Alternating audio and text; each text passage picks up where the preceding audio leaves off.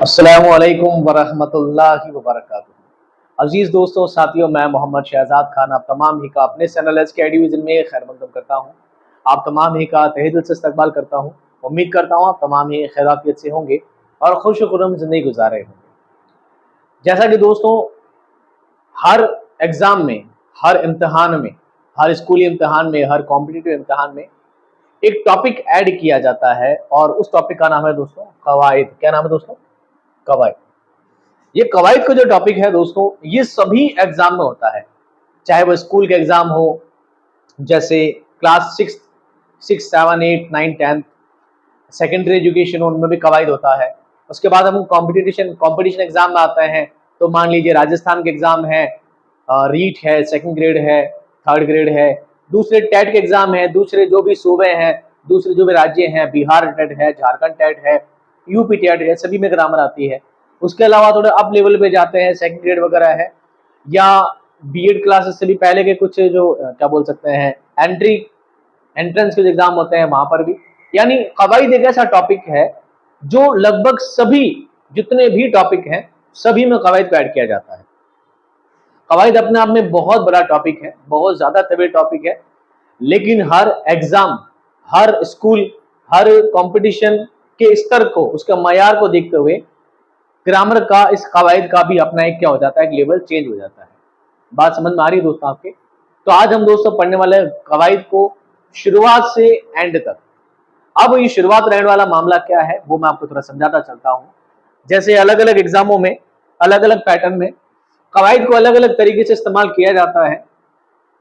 कवायद का अलग अलग हिस्सा लिया जाता है और कभी एग्जाम में, कभी आपको इसमें दे दिया जाता है, कभी मुहावरे दे दिए जाते हैं, कभी आपको ज़रबुल इमसाल दे दी जाती है, ज़रबुल मिस्ल दे दी जाती है, कभी आपको सिफत दे दी जाती है, कभी आपको फ़ेल दे दिए जाते हैं, और सीक्वेंस जो इसकी है बिगाड़ दी जाती है एग्जाम के अकॉर्डिंग। लेकिन हम क्या करेंगे दोस्तों, हम आपको कवायद पढ़ाएंगे बिल्कुल शुरुआत से।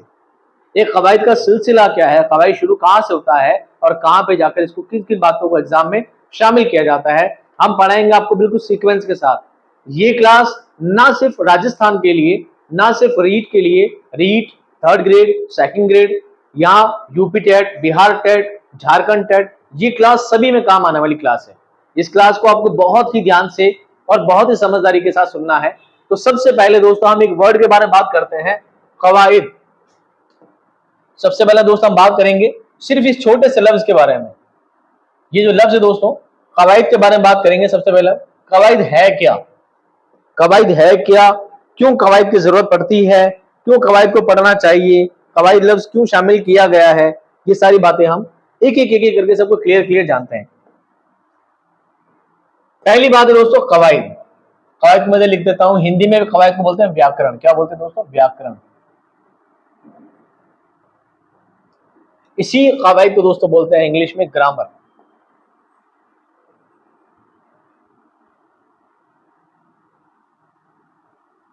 इतनी बात तो आपकी क्लियर है?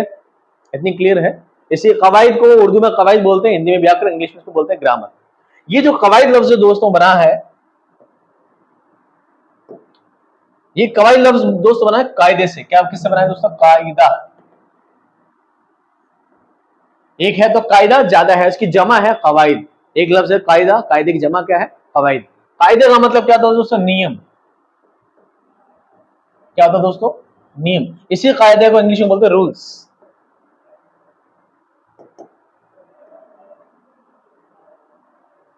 Rules regulations.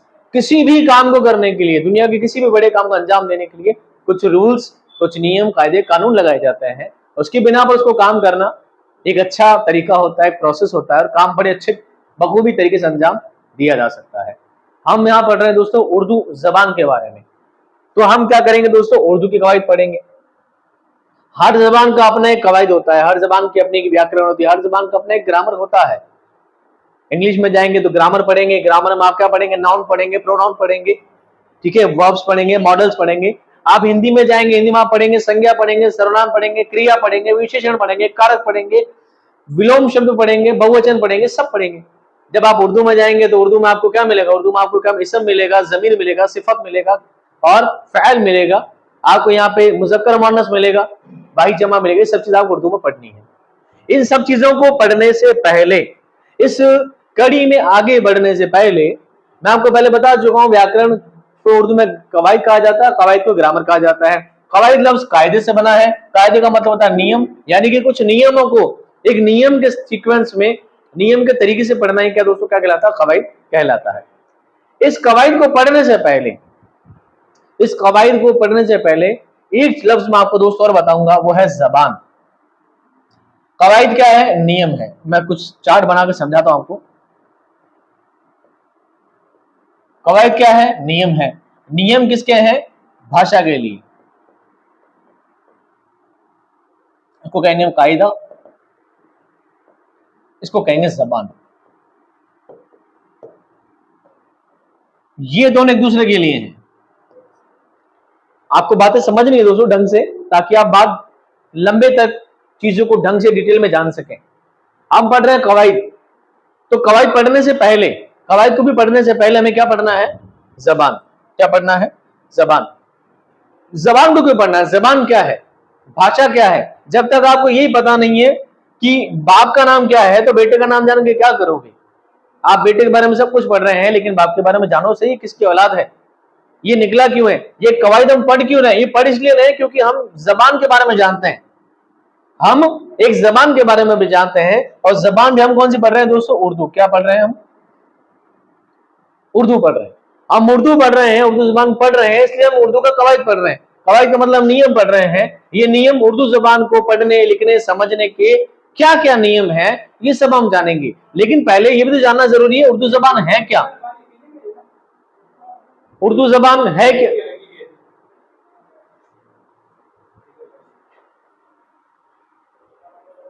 उर्दू जबान है क्या, पहले हमारा ये जानना जरूरी है। पहले हमारा ये जानना और समझना जरूरी है, उर्दू जबान है क्या। उसके बाद हम क्या पढ़ेंगे? उसके नियम पढ़ेंगे। जब तक हमें जबान के बारे में पता नहीं है, तो हम नियम के बारे में जानकर क्या करेंगे? हम उस जबान के उसूल के बारे में जान के क्या करेंगे? तो पहले हमारा जानना क्या जरूरी है? जबान। दोस्तों, आज का हमारा जो टॉपिक है दोस्तों, सबसे पहला टॉपिक जो हमारा ग्रामर को स्टार्ट करता है, हमारे कवायद को जो शुरू करता है, वो क्या है दोस्तों? जबान, जिसको इंग्लिश में कहा जाता है लैंग्वेज, हिंदी में कहा जाता है भाषा। क्या कहा जाता है दोस्तों? भाषा। इसी भाषा को क्या कहा जाता है उर्दू में? जबान। क्या कहा जाता है? जबान। आइए जबान को थोड़ा ढंग से जानते हैं, जबान को थोड़ा ढंग से जानते हैं। एक एक चीज लिख कर मैं आपको समझा सकता था, लिखने में टाइम वेस्ट ज्यादा हो जाता, समझाने का कम। क्योंकि ज्यादातर टीचर्स को मैंने देखा है, वो ज्यादातर चीजें लिख लिख कर स्टूडेंट्स को ये क्लैरिफाई करना चाहते हैं कि वो लिख लिख कर पढ़ा रहे हैं, लिख लिख कर उनको बहुत ज्ञान है। ज्ञान कुछ नहीं होता है। ये सब मेरी नजर में एक अपना अपना नजरिया है, अपना अपना पॉइंट ऑफ व्यू है। लिखने से मेरे हिसाब से जितना टाइम लिखने में वेस्ट होता है, आप उतने टाइम में स्टूडेंट को ज्यादा समझाएं, चीजों को ज्यादा क्लैरिफाई करें, वो मेरे लिए ज्यादा बेटर है। ऐसा नहीं, ये सब चीजें हम नहीं जानते, लगभग सभी टीचर जानते हैं। जब एक टीचर पढ़ाने खड़ा होता है तो उसको सभी चीजों का ज्ञान होता है, तभी वो स्टेज पे खड़ा है। आप मोबाइल के उस तरफ खड़े हो, मैं मोबाइल के इस तरफ खड़ा हूं, आप कैमरे में देख पा रहे हो, मैं कैमरे में खड़ा हूं। इसका मतलब ये कि हम चीज जानते हैं तभी यहाँ पर खड़े हैं। इसका मतलब ये नहीं कि उन टीचरों को नहीं आता, बेशक उन टीचरों को बहुत कुछ आता है, हमें भी बहुत कुछ आता है। पर मेरा नजरिया है कि चीजों को ज्यादा लिखने से टाइम वेस्ट होता है। उन चीजों को मैंने ज्यादा टाइप फॉर्मेट में ली है ताकि आपसे पढ़ें और ज्यादा से ज्यादा समझें। लिखने में आपको बिल्कुल टाइम वेस्ट नहीं करूंगा। क्लास आधे घंटे की 1 घंटे की क्लास होगी, पर जितना टाइम लूंगा सबसे ज्यादा समझाने में लूंगा। आपको एक एक लफ्ज के बारे में बहुत डिटेल से समझाऊंगा। समझना ये बात? तो पहली बात दोस्तों हमने क्या पढ़ी है? हमने पढ़ा है, आज हम पढ़ रहे हैं दोस्तों कवायद की शुरुआत कर रहे हैं। कवायद हम क्यों पढ़ते हैं? कवायद होते हैं बने कायदा से। कायदे का मतलब होता है नियम। नियम बनते हैं भाषाओं के लिए। भाषा हम पढ़ रहे हैं उर्दू, तो उर्दू भाषा को जानने से पहले, उर्दू भाषा को आगे कवायद उसके जानने से पहले हम पढ़ेंगे उर्दू जबान के बारे में कि जबान है क्या। तो हम शुरू करते हैं जबान वाला टॉपिक। ठीक है, चलिए। जबान की तारीफ। जबान क्या है, आइए पढ़ते हैं। इंसान और हैवान में बुनियादी फर्क नुत्क और शऊर का है। एक इंसान में और जानवर में 2 बड़े फर्क हैं, एक है नुत्क और एक है शऊर। शऊर मतलब होता है समझ का, नुत्क मतलब होता है बोलने की कुव्वत। इंसान बोल सकता है, बोलते जानवर भी ये भौ भौ करते हैं, पर वो आपस में बातचीत कैसे करते हैं वही समझ सकते हैं। इंसान की बातें इंसान समझता है, इंसान में बोलने की कला है, इंसान में बात करने की अल्लाह ताला ने सलाहियत कुव्वत बख्शी है। और यही कुव्वत, यही बोलने की कुव्वत और शऊर, ये समझ इंसान और हैवान में क्या करता है? डिफरेंस करता है, एक अंतर पैदा करता है। इन खुदादाद सलाहियतों ने इंसान को अशरफुल मखलूकात का दर्जा अता किया है। ये खुदादाद यानी अल्लाह ताला ने जो इंसान को दो अजमतें अता की है, उन्हीं अजमतों की वजह से इंसान अशरफुल मखलूकात यानी सर्वश्रेष्ठ प्राणी गिना जाता है। बात करना, बोलना, अपने ख्यालात और जज्बात को दूसरों तक पहुंचाने के सौती और लफ्जी निजाम को ही जबान कहा जाता है।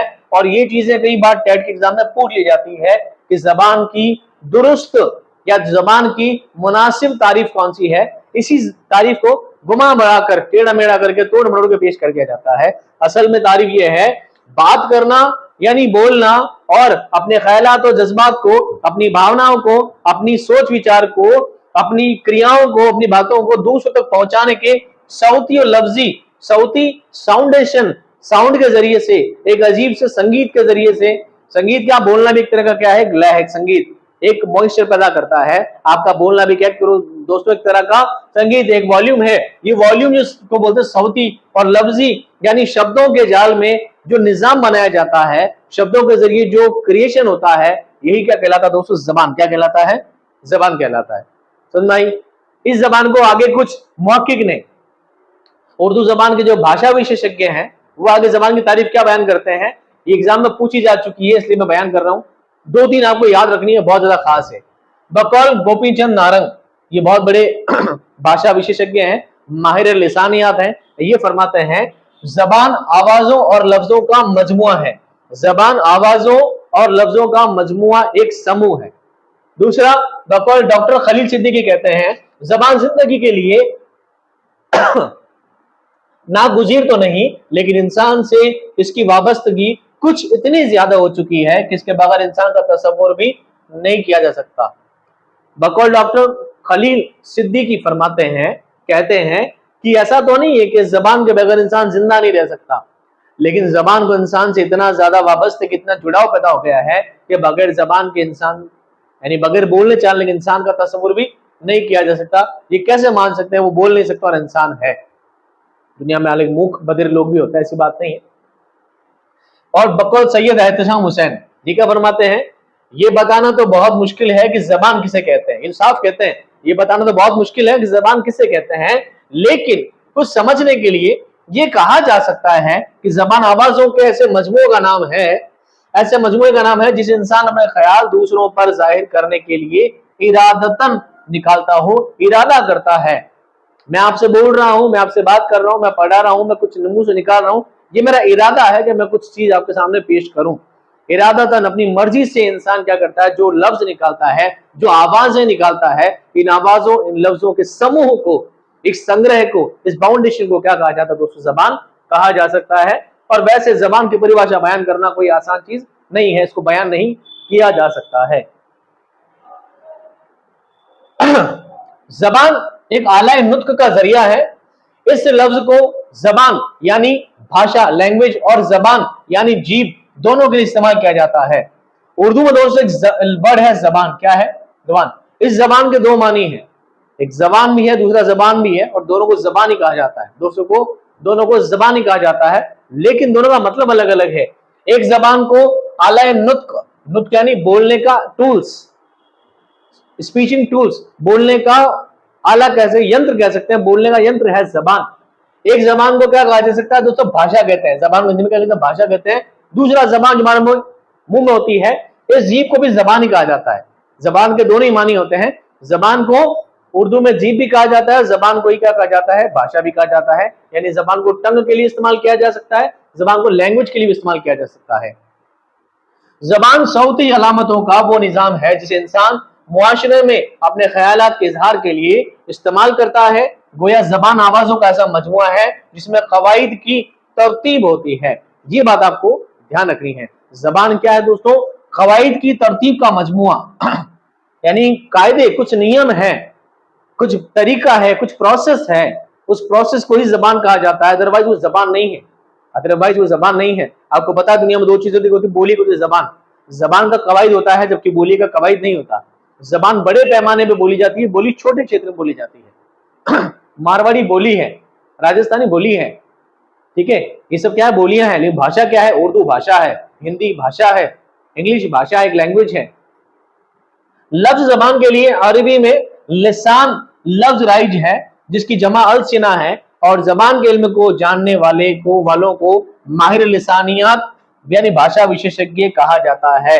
लैंग्वेज एक्सपर्ट्स क्या कहा जाता है दोस्तों? Language expert. लफ्ज जबान, जो लफ्ज उर्दू में जबान है, इसी जबान को क्या कहा जाता है दोस्तों? लिसान कहा जाता है। अरबी में, अरबी जबान में क्या कहा जाता है? लिसान कहा जाता है। इस लिसान की जमा क्या होगी दोस्तों? अलसिना। क्या होगी? अलसिना। लिसान का लिसानियात नहीं होगा, लिसान का लिसानियात नहीं होगा, लिसान को बोलेंगे अलसिना। क्या बोलेंगे? अलसिना। अब ये बात दोस्तों क्यों कही जाती है? इसलिए उर्दू जो जबान है वो अरबी से मिलाकर बनी गई है। पहले बातों को बता दी जाए, उर्दू एक मखलूत जबान है। सबसे पहली सवाल यही था आपका, उर्दू एक मखलूत जबान है, यानी उर्दू मिली जुली जबान है। उर्दू दूसरी जबानों से मिलकर बनी है, कुछ जबानों का समूह है, जिसमें अरबी है, फारसी है, तुर्की है, ये सब जबानें मिलकर उर्दू जबान तैयार हुई है। उर्दू में बहुत बड़ा हिस्सा किसका है दोस्तों? अरबी जबान का है। किसका है? अरबी जबान का है। उर्दू के कवायद भी, उर्दू की ग्रामर भी किससे ली गई दोस्तों? अरबी से ली गई ज्यादातर। इसलिए जबान की बात करते हैं, जबान को अरबी में लिसान बोला जाता है, और लिसान की जमा अलसिना होती है। और जो लिसान के बारे में नॉलेज रखता है, जो भाषा के बारे में जानकारी रखता है, वो भाषा विशेषज्ञ कहलाता है। क्या कहलाता है? भाषा विशेषज्ञ। उसी को उर्दू में माहिर लिसानियत कहा जाता है। और ये जो मैंने नाम बताए हैं, गोपीचंद नारंग, खलील सिद्दीकी, एहतशाम हुसैन, ये दोस्तों कौन है? ये भाषा विशेषज्ञ हैं, ये माहिर लिसानियत है। लिसान के माहिर हैं, लैंग्वेज के एक्सपर्ट हैं। लैंग्वेज के क्या है? एक्सपर्ट हैं। इंसान हैवान नातिक है, इंसान हैवान नातिक है, यानी वो बोल सकता है, अपने ख्यालात और जज्बात को दूसरों तक पहुंचा सकता है। इंसान हैवान नातिक है। इंसान जीव तो है, पर कैसा है? नातिक है, बोलने वाला जीव है, बात कर सकता है। जबान से अदा होने वाली आवाजें बेमानी और बामानी दोनों होती हैं।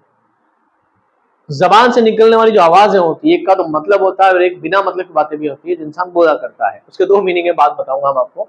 बेमानी बामानी दोनों होती हैं, लेकिन जब कभी आवाजें एक तरतीब के साथ, तरतीब एक क्रम के साथ, एक क्रम के साथ आवाजें निकल रही है, अदा होकर बामानी लफ्ज बन जाती है, तो ये ख्यालात, एहसासात, ये ख्यालात, ये सोच विचार, ये एहसास, ये भावनाएं के इजहार का जरिया बनती हैं। इंसान अपने मुंह से दो बातें निकालता है, एक क्रम से, एक विदाउट क्रम से। जैसे बिना क्रम वाली जो बातें हैं वो भाषा नहीं कहला सकती। मान लीजिए, मैं हिंदी में समझा देता हूं।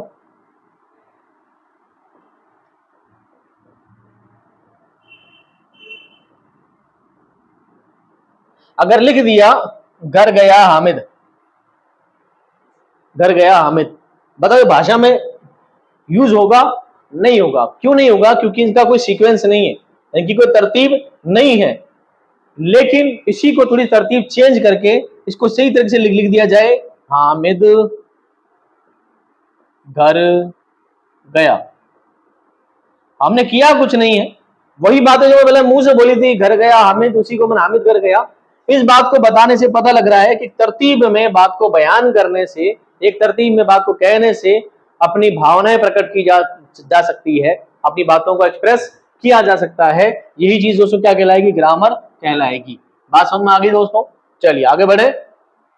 लिसानियात की एक दूसरी काबिल जिक्र बात यह है कि लिसानियात में इशारों और तहरीर के मुकाबले में जबानी कलमात को ज्यादा अहमियत दी जाती है। इंसानी तहजीब और तमद्दुन के इर्तिका में जबान का बोलना पहले और तहरीर का इस्तेमाल बाद में शुरू हुआ है। जबान भी दो होती है, तलफीजी और मलफूजी। ये डिटेल में नहीं जाएंगे, सवाल आपका आता नहीं वैसे, लेकिन जबान दो होती है, एक होती तकरीरी, एक होती तहरीरी। मैं लिख देता हूं यहां पे, एक होती है तकरीरी, एक होती तहरीरी।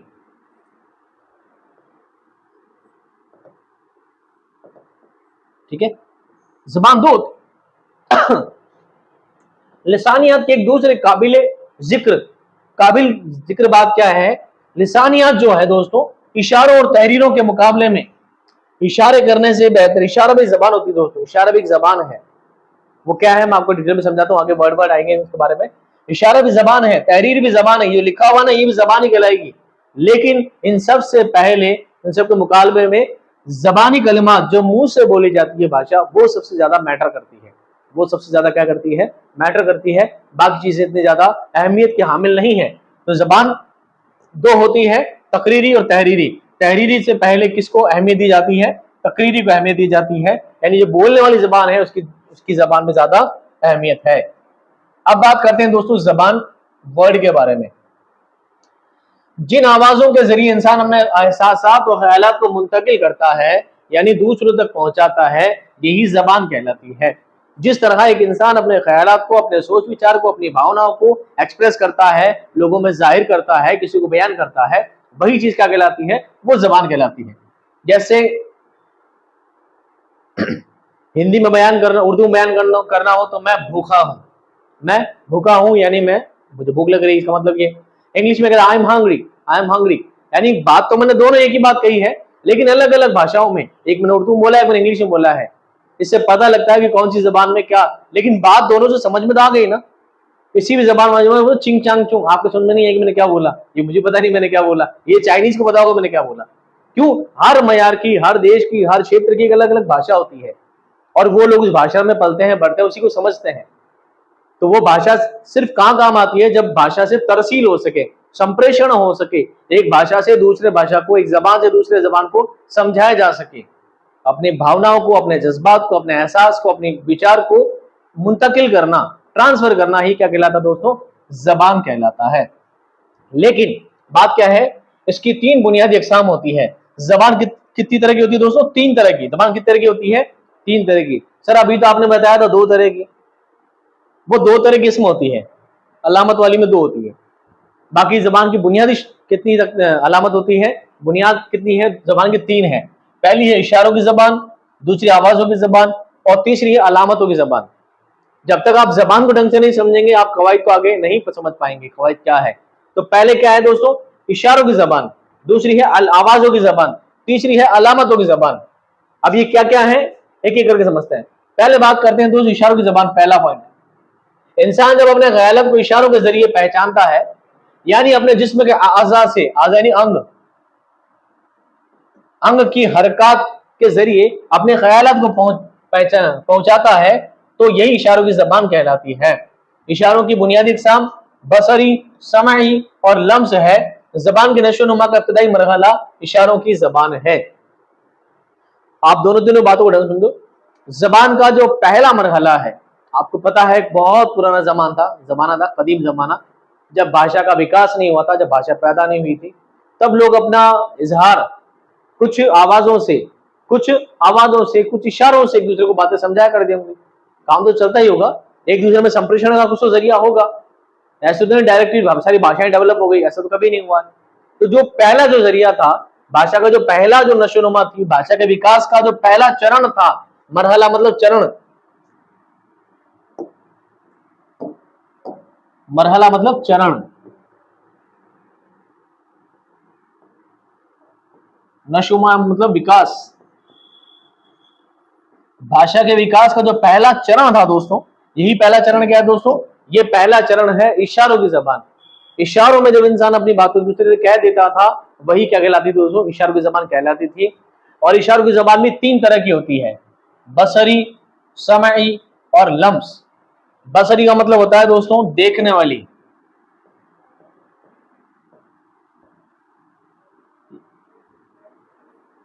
बसरी मतलब देखना, समय मतलब सुनना, लम्स मतलब छूना। तीन तरह के इशारे किए जा सकते हैं दोस्तों, तीन तरह के इशारे किए जा सकते हैं। इशारे कैसे हो सकते हैं, तीन तरह के, एक होता है बसरी, एक लम्स, एक समय, क्या होता है लम्स। हालांकि आगे आएगा नहीं, लेकिन आपको बेसिक चीजें जानना जरूरी है। इशारे कितने तरह के होते हैं, तीन तरह के। पहला इशारा क्या है दोस्तों, बसरी, यानी कि आपको प्यास लग रही है, तो आप इशारे करते हो, अगर मान लो कोई इंसान गूंगा तो क्या करेगा,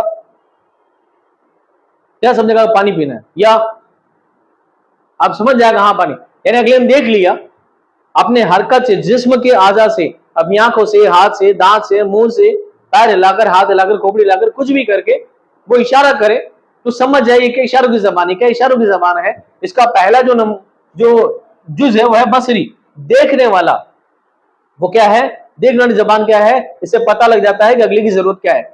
मैं जिस चीज को बोल सकता था मैंने इशारे में समझा दिया, मतलब बात समझ में आ गई, बोलने की जरूरत नहीं पड़ी। ये भी भाषा है, ये भी क्या है, जबान का पहला चरण है। दूसरा होता है सुनने वाली। क्या होती है दोस्तों? सुनने वाली। अब सुन के इशारा कैसे होगा? जैसे आपसे किसी ने पूछा, ले बाजार चल रहा है क्या? बाजार चल रहा है, आप बोलो क्या बोलोगे? बताओ। मैंने हाँ ना नहीं कुछ बोला नहीं, मैंने बोला अगर मैं से यूं कर देता तो ये हो जाता बसरी, यानी देखने से काम चल जाता। अब मैंने कहा इसका मतलब क्या? नहीं, इसको जाने का मूड नहीं है, तो ये हो गया सुनने वाला। अब तीसरा होता है लम्स, यानी कि छूने वाला। अब मेरे से कोई पूछे बाजार चल रहा क्या, मैं लगाकर सीधा मुंह पे थपीड़, उससे सुनना आएगा हाँ इसको नहीं चलना है, इसको नहीं चलना है, ये होगा छूने वाला। अरे नहीं दोस्तों, छूने की जबान ये नहीं होती। छूने का मतलब ये है कि आप कहीं पर बैठे हैं, किसी बेंच पे दो लोग बैठे हैं 3 की जगह, और आप पास जाए, बोला आप बोलेंगे थोड़ा ऊपर टल्ला मार देंगे, थोड़ा टल्ला मार देंगे, थोड़ा टुकरा देंगे, उसका वो समझ जाएगा मतलब मुझे खिसकना है, यहाँ पर बैठेगा। तो ये जो छूने का जो प्रोसेस है ये कहलाएगा लम्स। क्या कहलाएगा दोस्तों? लम्स। आपको समझ आ गई इशारों की जबान? इशारों के जरिए अपने हाथ पैर जिस्म के आज़ा के जरिए किसी भी चीज को हिलाकर हरकत करके ऐसी बात बयान करना कि अगले की समझ में आ जाए, ये कहलाएगी दोस्तों इशारों की जबान। अब आती दोस्तों जबान का दूसरा मरहला, यह है दोस्तों आवाजों की जबान। क्या है? आवाजों की जबान। आवाज जो मैं बोल रहा हूँ, आवाज ये जबान एक तरह की। इंसान जब अपने ख्यालात को आवाजों के जरिए पहचानता है और दूसरों की आवाजों को सुनकर उनका मानी मतलब समझता है, तो यही आवाजों की जबान कहलाती है। जब इन जबान एक इक्तिसाबी अमल है जिसमें इंसान दूसरों की नकल और तकलीद करके सीखता है। इक्तिसाबी कहते हैं दोस्तों अर्जन प्रक्रिया। इक्तिसाबी अमल, अर्जन प्रक्रिया। ये बहुत काम की बात दोस्तों आपके लिए। दूसरा जो चरण है दोस्तों वो है आवाजों की जबान। आवाजों की जबान क्या होती है?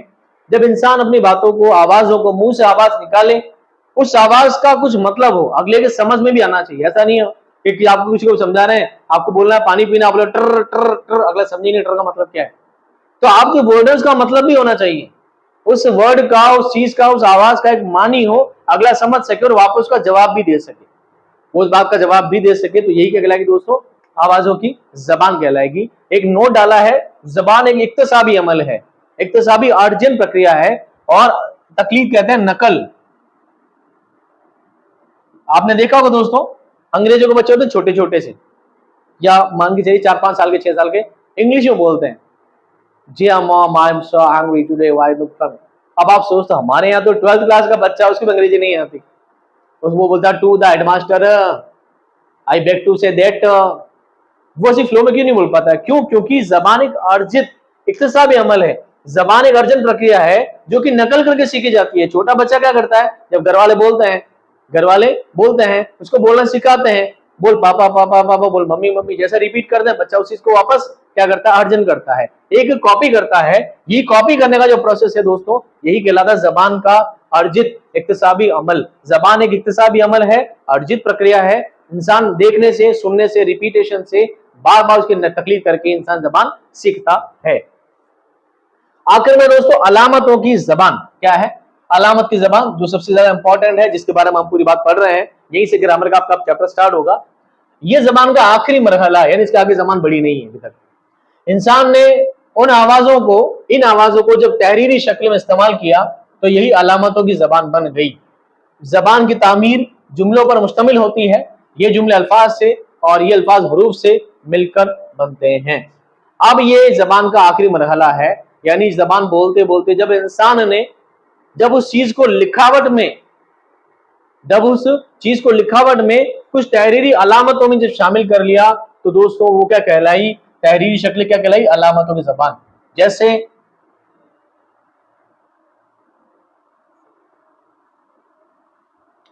इस चीज को आप पढ़ पा रहे हैं, क्या लिखा है, रन। क्या लिखा है, रन। मैं मुंह से बोल सकता हूं रन, आप इसको पढ़ सकते हैं रन। एक्स वाई जेड को दूसरा बंदा आकर पढ़ लेगा रन। यानी कि इन चीजों से, इन अलामतों से जब इंसान समझ जाए, आदमी समझ जाए कि हाँ ये कुछ लिखा है, उसको हर आदमी पढ़ने लग जाए और उसका मतलब जान जाए, तो यही क्या कहलाएगी, अलामतों की जबान कहलाएगी। समझ में आ गई बात? जबानों की प्रक्रिया कितनी है दोस्तों? 3। इशारों की, मतलब देखकर, सुनकर और छूकर बोली जाए वो आवाजों की, वो इशारों की। आवाजों की मतलब मैं जो बोल रहा हूं ये आवाजों की जबान है। अलामतों की यानी कि जो लिखी जा सके वो कहलाते हैं अलामतों की जबान। समझ में आ गई सारी बात। आखिर में बात यह है दोस्तों, जबान की तामीर, तामीर कहते हैं निर्माण। मैं हिंदी इसलिए लिख रहा हूं क्योंकि मेरे जो स्टूडेंट है, ज्यादातर मेरे स्टूडेंट का बैकग्राउंड हिंदी बैकग्राउंड से है सारे, इनको इतनी उर्दू भारी नहीं आती है। हिंदी लिखना मकसद ये है ताकि आप चीजों को रिलेट करें, समझें, आप इन बातों को याद कर सके, समझ सके। जबान का निर्माण किससे हुआ? जुमलों पर मुश्तमिल है। जबान किससे बनती है दोस्तों? जुमलों से मिलकर बनती है। मैं घर जा रहा हूं, तुम घर जा रहे हो, मैं खाना खा रहा हूं, मैं आपको पढ़ा रहा हूं, आप पढ़ रहे हैं। ये एक एक वाक्य है, एक एक जुमले, एक एक सेंटेंस है। इस सेंटेंस से मिलकर क्या बनती है?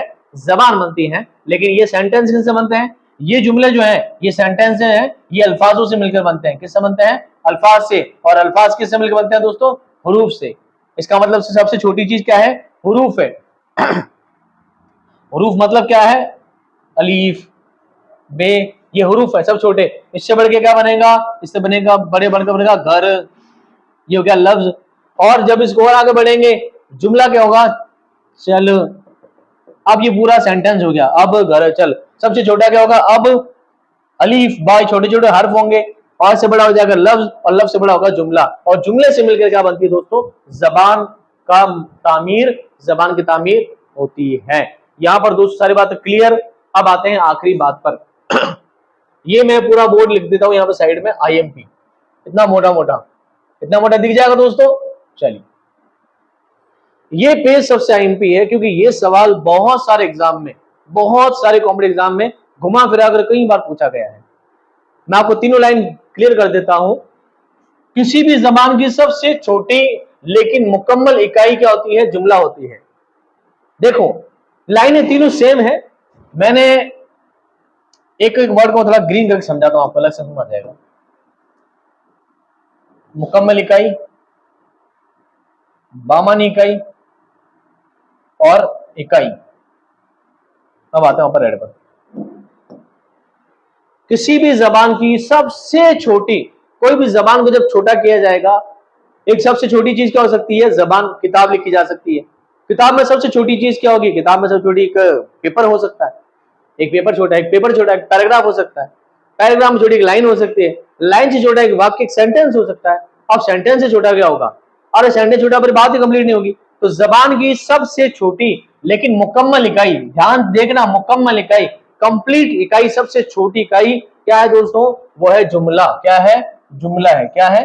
जुमला है। क्या है? जुमला है। इसलिए रिपीट कर रहा हूं क्योंकि ये सवाल बार बार बहुत से स्टूडेंट गलत करके आते हैं। किसी जबान की सबसे छोटी लेकिन मुकम्मल इकाई, कंप्लीट इकाई क्या है दोस्तों? वो जुमला है।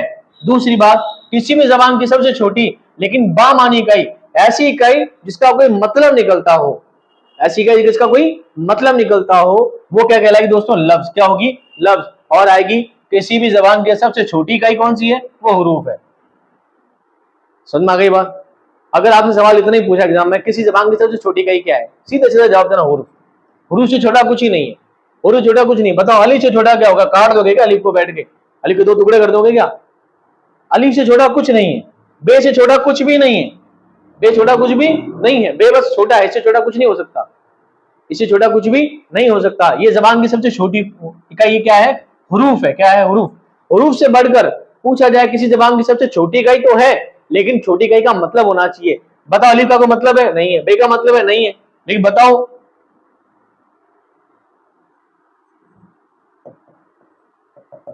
शहजाद का मतलब है? बिल्कुल मतलब है। शहजाद को सामने खड़े पढ़ा रहे हैं आपको। मेरा को मतलब है? बिल्कुल, मेरा बहुत सारा मतलब, मैं हूं तभी आप पढ़ पा रहे हो। नहीं तो आप दूसरी टीचर से पढ़ लेते, ऐसी बात तो नहीं है। तो इस नाम का एक मतलब है। इससे छोटा कुछ हो सकता है? छोटा हुरूफ हो जाएगा, शीन, हे, जाल, अलीफ और दाल, ये छोटा हो जाएगा, लेकिन उनका मतलब नहीं होगा। जब सब मिला दिए तो इससे छोटा कुछ नहीं है। हर्फ से, लफ्ज से छोटा कुछ नहीं है, लेकिन लफ्ज का क्या है? बामानी, एक मतलब होना जरूरी है, एक मानी निकलना जरूरी है। और किसी जबान की सबसे छोटी लेकिन मुकम्मल इकाई हो। मुकम्मल का मतलब सिर्फ शहजाद से कुछ समझ में आ रहा है? कुछ नहीं आ रहा है। ये अलग बात है, ये व्यक्ति है, लेकिन इसके बारे में क्या बात की जा रही है, वो बात आपको समझ में नहीं आएगी। तो आपको ये बात मैं एक बार वापस लिख देता हूं। किसी भी जबान की सबसे छोटी इकाई, सबसे छोटी इकाई क्या होगी दोस्तों? हर्फ। क्या होगी? हर्फ। समझ में आ गई बात? किसी जबान की सबसे छोटी लेकिन बामानी इकाई,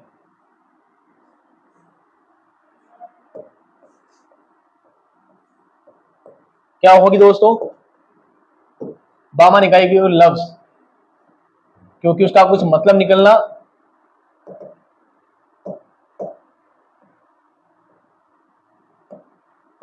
जरूरी है। और किसी भी जबान की सबसे छोटी लेकिन मुकम्मल इकाई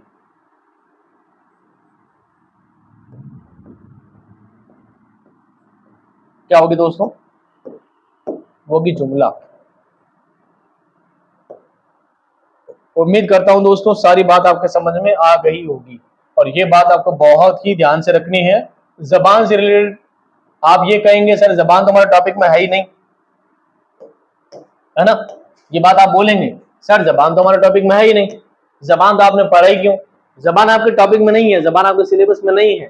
लेकिन जबान के बारे में घुमा फिरा कर सवाल डायरेक्टली नहीं इनडायरेक्टली में पूछ लिया जाता है। उम्मीद करता हूं यहाँ पर आपको टॉपिक समझ में आ गया होगा। अब इस जबान के बाद आगे बढ़ती है क्या चीज? वो है आपका कवाइद। क्या है? कवाइद। तो नेक्स्ट क्लास में पढ़ेंगे कवाइद के बारे में, नेक्स्ट क्लास में पढ़ेंगे रस्मुल खत के बारे में, नेक्स्ट क्लास में पढ़ेंगे कवाइद की डिटेलेशन के बारे में। मिलते हैं बहुत जल्द आपको नेक्स्ट क्लास में एक शानदार एक्सप्लेनेशन और जबरदस्त वीडियो के साथ। तब तक खुश रहिए, आबाद रहिए, खुदा हाफिज।